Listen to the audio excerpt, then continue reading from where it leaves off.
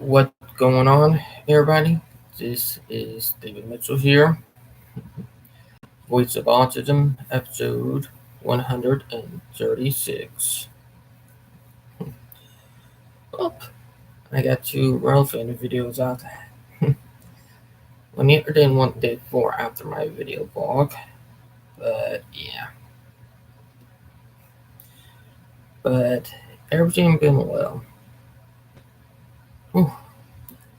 I am going to have to go in and talk to work about a little problem that I need to talk to them about. That it going to be in 2 to 3 weeks from now that I need them to fix. Because I done told them it, that I am unavailable for Thursdays because of therapy in class. And I keep on telling them this. It will be the sixth time I told them. Back into my hair Jordan took up some. Sorry about that.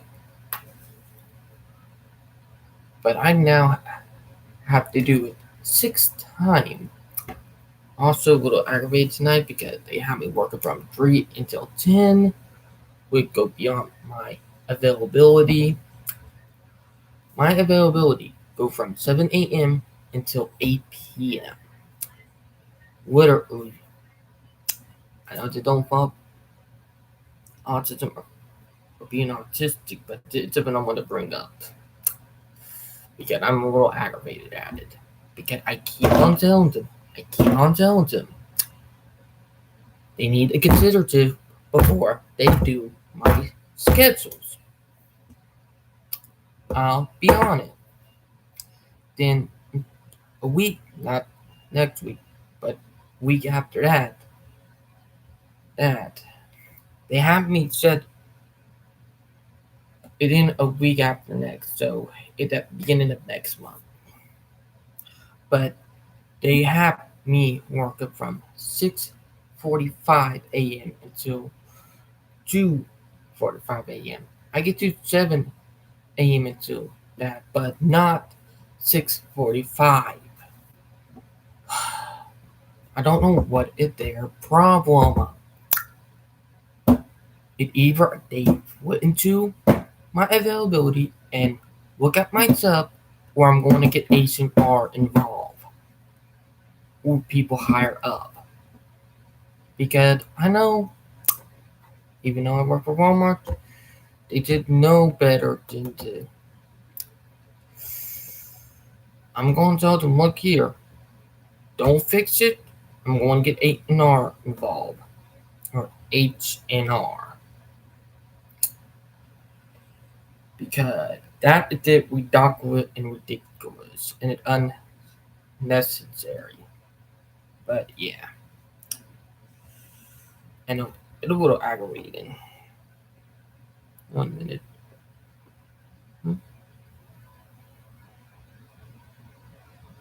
Well, let me see. Yikes, not crazy. Ooh, that's crazy.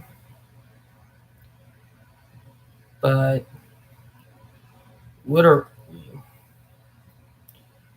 I'm going to have to talk to them when I go in today. Because I done told them I'm available from 7 a.m. until 8 p.m. Because literally go beyond my availability.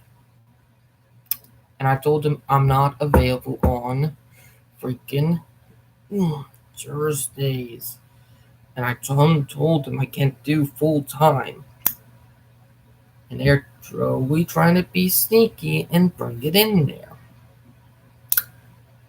I could tell them, if you keep on doing that, I'm going to get H&R involved. Because I done told them many, and I mean many times before.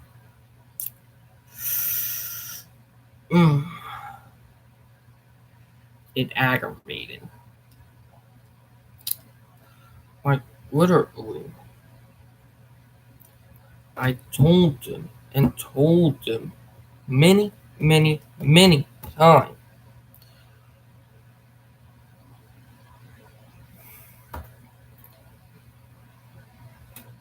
Like, it's crazy. But yeah. Now, let's get to one of the first articles of the day. Or host of the day.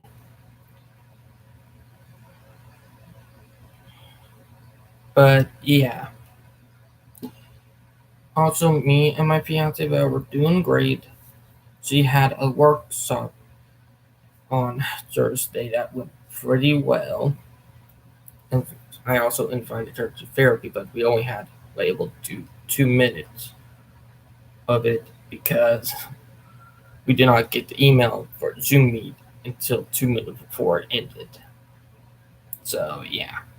Any of you all ever been in a group where they unexpectedly changed the name? Or liked a page that unexpectedly changed the name? And you and some other express how disorienting it was, how panicky, anxious, or scared you feel, and / or how unable to cope with the change you are. And then other members and / or moderators mock you for being upset. Because they can't possibly imagine why a Facebook group / page changing its name unexpectedly would be triggering / distressing / panic inducing / anxiety inducing, because to them, it's just Facebook or just a name. Okay, it depends on who you are. And that right there is a bullying. They're mocking you. So yeah. So that right there, what I call mockery, and kind of bullying. If you think about it. Now we are doing some events up early, so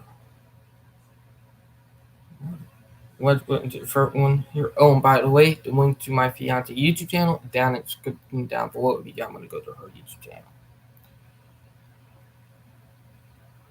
I love special education for my college because I wanted to teach. Yes, it may be a difficult course, but I personally love this course because it's relevant to me as a person with autism. Mm-hmm. And that is from my fiance Val. But yeah.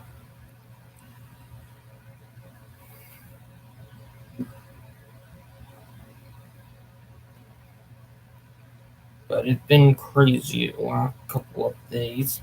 Now my phone been acting up too. So yeah. But I'm going to be asking a lot of questions. Ironically, I've been to did what 2018 one I've been to for Synergy. Well, let me find where. But I was there. And if you look right there inside that my mom needed. Yeah.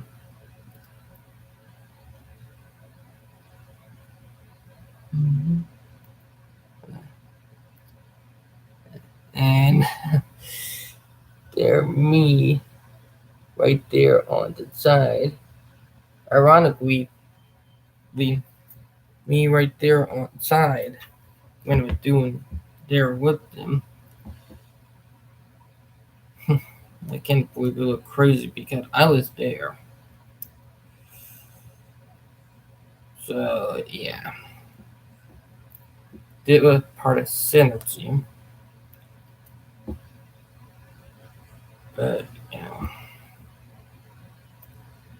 A big thank you to the Kickin' Chicken for sponsoring this event. The chicken and waffles are always delicious and the hospitality is superior. Thank you to Joe Stonecipher for presenting and leading a very informative discussion. And thank you to all who attended and participated in the conversation. Mark your calendars for August 9th for the next breakfast details to follow. In the meantime, enjoy photos contributed by our marketing team member Chris Vaughn. Mm-hmm. I'm from over a year ago now. Now, but yeah, but it's been crazy. Now, it's just been a crazy time. Like literally a crazy time.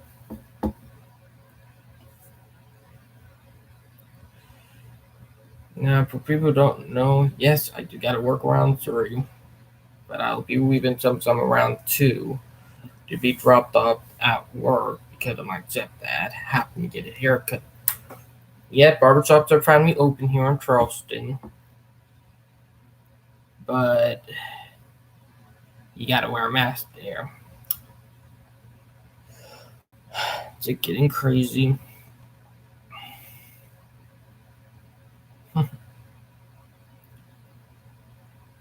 But it's been a crazy time, and I mean a crazy time right now.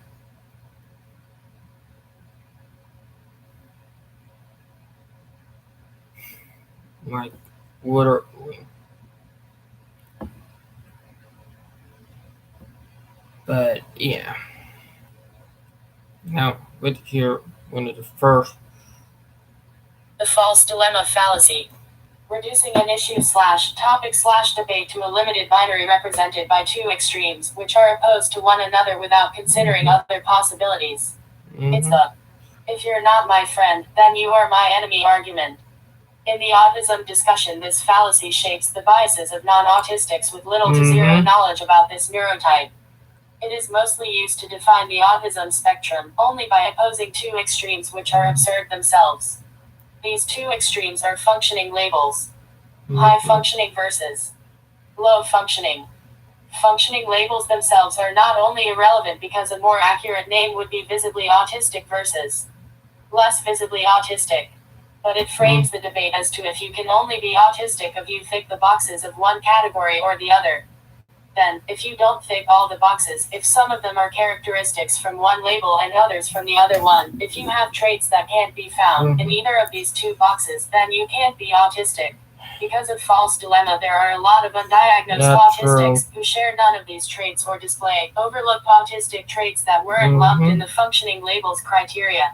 That's Time to true. stop reasoning that way when talking about autistic issues. That is Image true. picture of the ex-president of the USA George W. Bush in a suit with a red tie, standing in front of a US flag of United States with the white text quoting what he said after 9/11's attacks, which are the ultimate example of false dilemma argument. Either you're with us or you are with the terrorists. P.S. I know this is a picture of Bush the deity. But you get the point, right? And seriously, who gives us asterisk asterisk asterisk? Junior said that in 2001 and that's the only thing that counts. Mm-hmm. But he does got a point. What people don't realize, he does got a point right there. Like, it may sound crazy, but yes, it's true. Most people don't accept it, and it's a hard thing for those people who are in denial to accept. So, yeah, um, it happened in our community a lot, and to our community a lot too. So, yeah, not crazy, but it's been a crazy time, and with that, that does bring up a good point for people who don't think about it a lot. But it is true. Hmm, dog's going off. But yeah, like it's true in so many ways, and people don't realize that. And I mean it. And sorry about that, not dogs. Like I know that's it for a while now, but yeah, like it may sound crazy, but it is true if you did think about it in a way. and most people don't realize it in a way.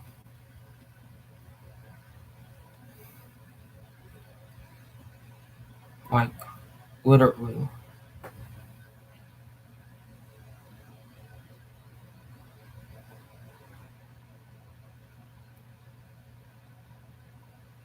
But it's crazy. It actually it's crazy. It may be crazy for people like, but there are people who don't think of it as crazy. But I do because I know for a fact that we get misrepresented and a lot, and I mean a lot of it. And it may sound crazy, but it does happen. It really does.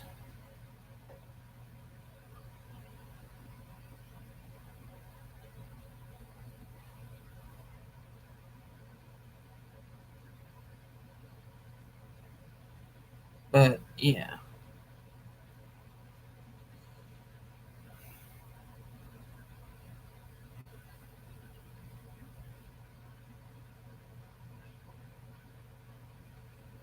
but it may sound crazy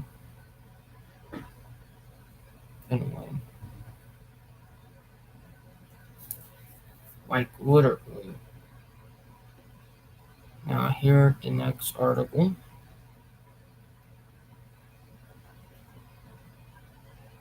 Don't miss a chance to ask the founder of the Center for Autism and Related Disorders a question live.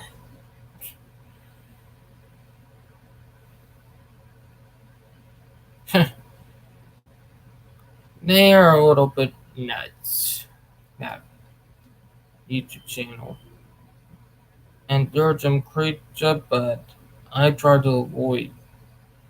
I just watch that channel to see how ridiculous and how whack and how wrong they are about our community because it's kind of funny.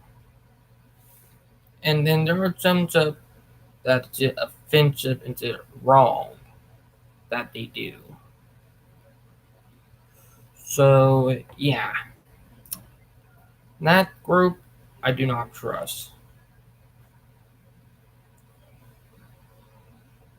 Like literally, because there is a lot of false stuff that that group put out about our community. They even talked to bleachers one time.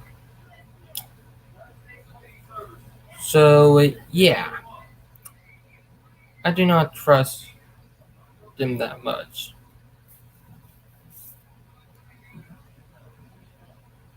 Now we're getting toward the end of the live stream. In a couple of minutes, but yeah. So they were from 2019 over a year ago, but you put a little P post of it. I bite my tongue to this face with stuck out tongue and winking eye. Front little emoji. Now we get to second part of it. But yeah.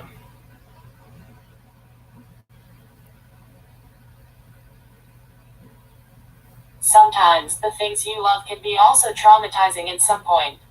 And it takes time to think of sacrificing that long-term passion.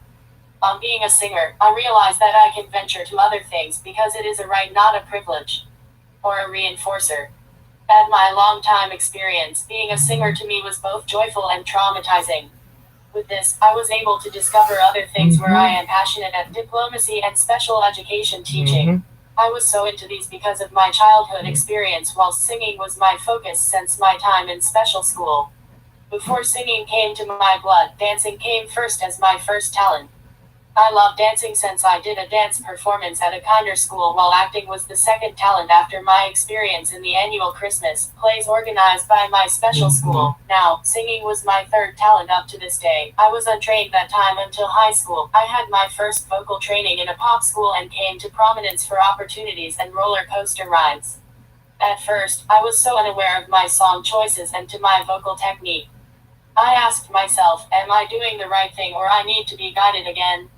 On the other hand, mismanagement came to the scene and that made me scared fearful face, especially non-stop invites are coming whilst a consistent high school student with lots of activities to fulfill. Plus the passion is empty. So I tried to cover songs in other languages and that's the time I have a little appreciation on the online platform. Moving forward, it was my college years that saved me from those snares I've had, where I took up music course specializing voice.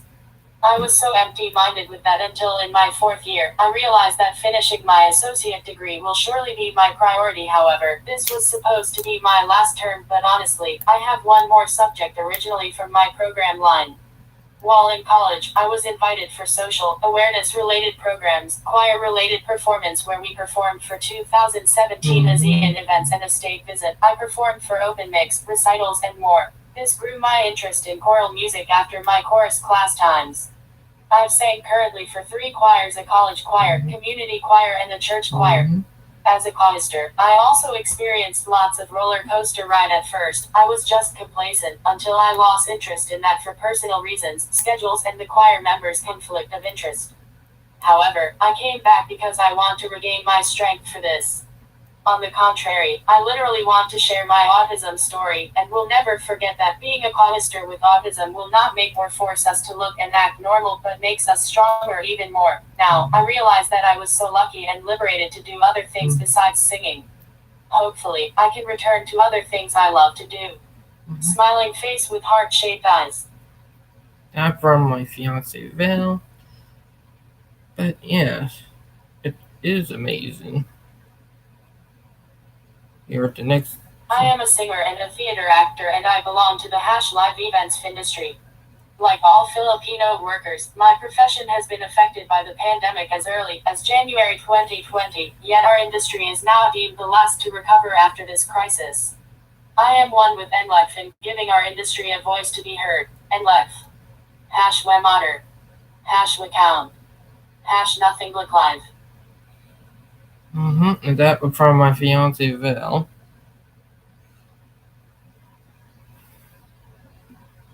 But yeah. And right here in new pictures she did. But yeah. I still have me the picture of me and her on the background on my phone. They didn't mean picture I took of me in her kitchen. I also a little quirky me and her in a way. But yeah, amazing. I also have the background of my phone, and it is amazing. But yeah, me and her have been together for a long time, and I mean a very long time. I took to back over 2 months ago. It been 2 months since I took those pictures, but me and her got to see each other in person. So it been over 2 months now. So it's been a while. But it was pretty good. And with just starting to slowly get back to normal or get back after the epidemic, it's still going on, but it's gonna be a while more before it start getting really normal. It's gonna be a while for me and her before we get married. We kind of all stuff that be going on right now. So yeah. But we are planning to get married. It's just that we pushed it back for a while. So yeah. Now, I hope everybody enjoyed the live stream. I hope everybody having a great week and a great Saturday and all the above. And I hope everybody doing good. And I'll talk to you guys later. Signing out. Bye, guys.